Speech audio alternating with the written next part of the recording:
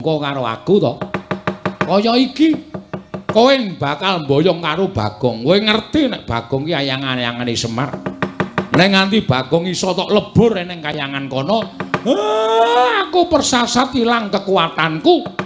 Mula kowe terus bungah atimu, seneng pikirmu merga kala mangsa kowe njangka patine Semar, bebasan angel mijet wae ngranti suwe banyu sinarik. Ayo, iya apa ora? Apa aku tak waca kabeh legetaning atimu? Apa njaluk tak waca kabeh? Lehmu gawe gara-gara tok ucapake geger kayangan ki jane ora sepiro. Wa ming sak ucape Bagong. Ya bener kayangan ketaman hawa panas. Ning ora nganti para dewa padha mlayu saka kayangan. Kowe iki nek omong senengane ora mbok pikir kowe ngandhake dewa kena gara-gara sumpahing Bagong padha mlayu kok kowe ngandhake kula wis ngirit Wadyabala dewa. Tegese dewane dorane ndi to kowe? Pinter Baladewa. Tegese dewane dorane ndi to kowe? Pinter Semari Asem. Gatekan wong iki apa sing diucapke wong iki iso dimbalikke dienggo menerjang. Mbok ora usah omong kok aku sesuk mangkel lho omong. Kowe iki nek omong kowe waton ngawur tur waton njeplak cangkeme ora. Ayo. Ayo kowe arep wangsulan piye? Lah nek kowe nang kene mau ijen aku percaya kowe nek para dewa iki padha bubar ora karo-karuan. Ning kowe ngandhakake Kakang Semar nek Bagong mboten purun kula boyong kula rudha paripeksa amargi kula sampun beto Wadyabala Durandara Wadyabala Dewa. Lah tegese dewane do ora ngapa-ngapa to. Upama sumuk rak ming ngucul klambi to. Kowe senengane gedhek-gedhekke perkara. Nek sing salah rombong aku mbuh Bagong, mbuh Gareng, mbuh Petruk, mbuh Pandhawa, mbok gedhek-gedhekke permasalahane, mbok gedhek-gedhekke perkarane. Pamrihmu bisa njangka ringkihe Semar. Bagong tak tamengi, Bagong tak betengi. Ayo boyongen anakku. Boyongen. Anakku Bagong boyongen neng kayangan. Waton kowe iso nglindhengke mestakane Semar. Waton kowe iso nglindhengke sirahe Semar kakangmu iki, boyongen anakku Bagong. Gugu karepe dhewe. Kula besmi bali resmanipun Durang Agung Kakang Semar.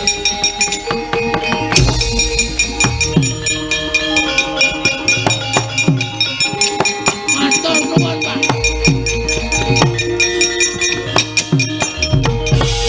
Sembah nuwun, Pak, sembah nuwun. Nek mboten wonten Bapak, dados napa kula? Matur nuwun nggih, Pak. Rai. Salahe ra wangsulan. Aku wis ben nek ora tak ngenekke ndak ora jarak perkara. Wong sing jarak perkara Bathara Guru iki perkarane titah kok senengane medhun melu-melu. Malah niki anu, Pak. Bebasan napa jenenge?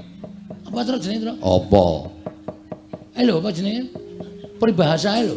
Peribahasa apa to? Sambil menyelam minum susu. Nah, minum air. Sambil menyelam minum air. Tegese ngene, Pak. Bathara Guru nek iso kalah jaluki Prabaya nggo mbangun desa. Ngoten, Pak. Setuju ta, Pak? Kowe iki pikiranmu kok mung arep ngerampok wae. Lho, ayo dilahirke iki didadekke copet. Dadekke copet dong. Wis engko gampang nek Bathara Guru engko kalah karo aku, tak jaluki Prabayane aja kuwatir. Asik. Lakon minggu ngarep aku gotong royong.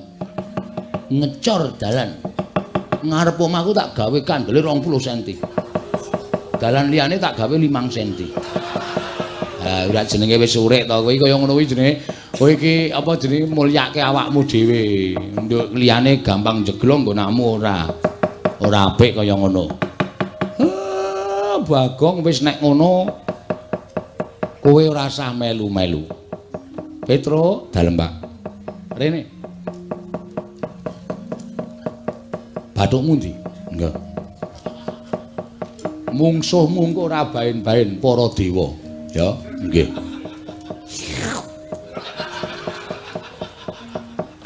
dilat mbun-bunamu kowe ora kena lara luputing pati kowe ditamani gaman apa-apa ora temomo kowe mungsuh dewa menang bengi iki estu Pak domongi kok matur nuwun adimu belani nggih ngestaken dawuh mbun-bunan kula Pak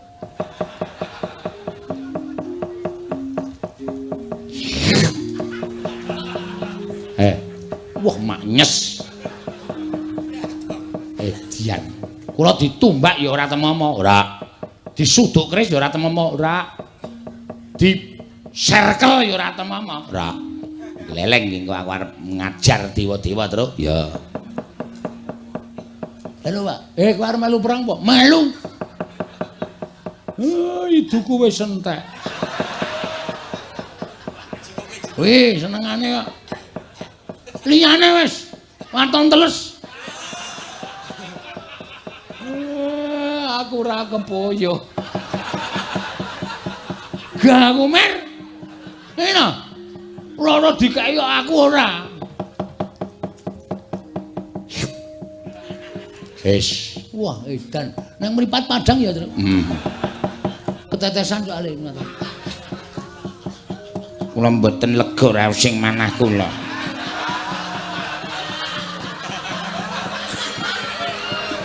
menawi mboten belani iki Lurah Bagong Bapak Marasepo kula nyuwun dipun dilat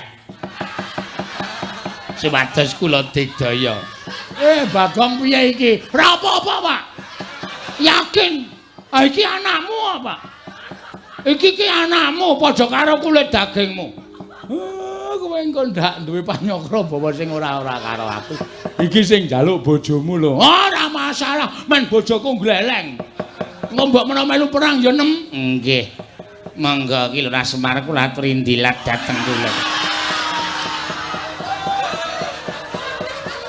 Bagong piye Bagong waduh piye ya nun bathuk oh nggih lali kula yen pangapunten Bapak Semar ngen bathuk ngono bungkuk ora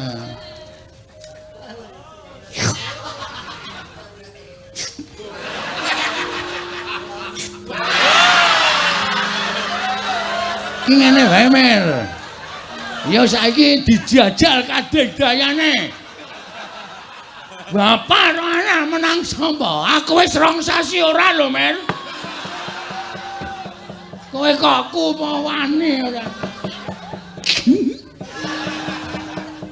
kegedengkelmu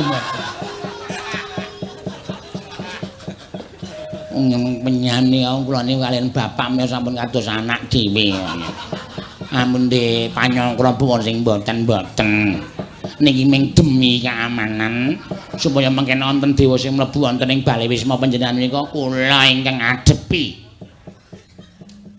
kulos wusu oh bojomu iki anu Bagong biyen olahragawan pencak silat to heeh wah kuwi pothok biyen ngarat boto papate prel ngono padha aku ngarat kerupuk 8 kerupuk aku wae kuat lho mung kerupuke kok dipamerke Petro dalem Pak Nala Gareng Bathara Guru nek pancen nggawa wadyabala